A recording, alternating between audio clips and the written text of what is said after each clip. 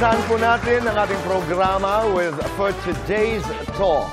Magsisimula na po ang shooting ng Running Man Philippines Winter Edition. Next week na po ito sa South Korea. Kaya tutulak papunta doon si Glyza, Mikael, Lexi, Buboy, Angel at Kokoy. Sila pa rin po ang bubuo ng runners ng Season 2. Hindi po makakasama si Ruru Madrid sa South Korea. Bakit nga ba? Narito po ang kanyang paliwanag. Pero hindi, gusto ko lang pong sabihin na sa upcoming Season 2 ng Running Man Philippines, sa ngayon ay hindi po muna ako makakalipad papunta po ng South Korea. Gawa ng nagtitaping pa rin po ako ng Black Rider. Pero wag po kayong mag-alala dahil magiging parte pa rin po ako ng Running Man Philippines dahil meron po ako diyang special participation kaya dapat niyo pong abangan yan. Ang message ko para po sa Running Man fans, first of all, maraming salamat po sa inyo. Naramdaman po namin yung pagmamahal at suporta na binigay niyo po sa aming first season. And we're hoping na sana ito pong Season 2 namin, kung gaano niyo po kami sinuportahan nung una, ganun pa rin po ang pagmamahal na ibibigay niyo po sa amin sa Season 2 ng Running Man Philippines. Maraming salamat, Ruru. Iklinaklaro lamang po natin. Si Ruru po is not leaving Running Man Philippines.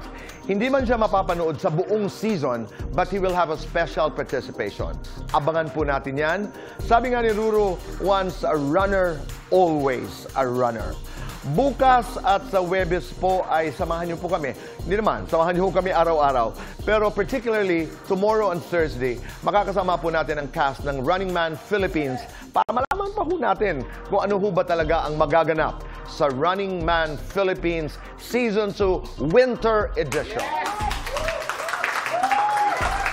Nais ko lamang ho sabihin, Naitay Kapuso, napakaganda ho ng makiling. First day po nila ngayon. This is a show na sinusundan po ng Fast Talk. Congratulations to the cast L, Derek, lahat ng bumubuo, Myrtle, Claire, lahat po kayo. It's a fantastic show. Palakpakan po natin ang makiling. And we have a very special guest today. She's a friend. She's brilliant. She's beautiful. She's talented. Uulit-ulitin ko lamang yon. She's kind. And she is Jasmine Curtis Smith. Happy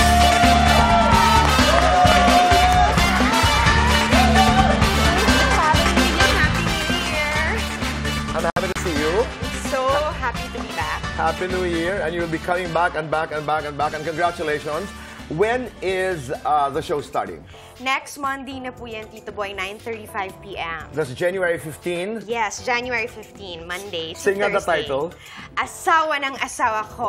January 15, 9:35 p.m. na yan, mga kapuso. Di ba? Ang ganda, asawa ng asawa ko. Opo, Tito Okay, magkukwentuhan tayo. Let's go.